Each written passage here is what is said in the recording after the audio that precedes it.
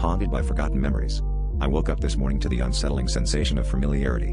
My eyes fluttered open, and I was greeted by the pastel blue walls and the vintage Mickey Mouse clock that once adorned my childhood bedroom. The faded posters of long-forgotten pop bands stared back at me, and the creaky wooden floorboards groaned under my weight as I sat up.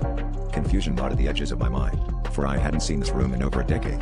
I had moved away, left my past behind, and yet, here it was, perfectly recreated down to the teddy bear with the missing eyes sitting on the dusty shelf.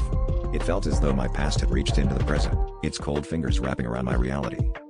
As I slowly got out of bed, my heart hammered in my chest. A part of me wondered if this was some elaborate prank, but who would go through such lengths to recreate a forgotten piece of my history? I remembered the stories my grandmother used to tell me, about how objects could retain the essence of memories, could hold on to moments like a stubborn ghost refusing to move on. I never believed those tales, laughed them off as superstitions, but now, standing in a room that should not exist, I wasn't so sure. I reached for the doorknob, hesitant yet curious, and twisted it open, half expecting to find the familiar hallway of my current home. Instead, I was greeted by a corridor that stretched into shadow, its walls lined with photographs from my childhood. Each picture captured a moment I had long since forgotten, yet there they were, vivid and hauntingly real. As I walked down the hallway, the air grew colder, and the whispers began, soft and unintelligible at first, but growing louder with each step.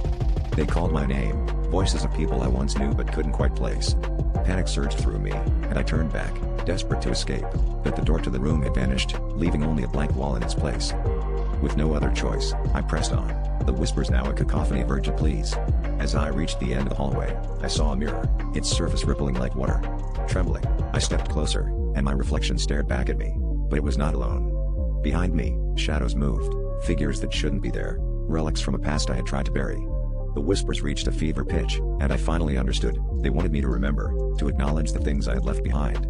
But as I reached out to touch the glass, the shadows lodged, and I realized too late that some memories are best left forgotten.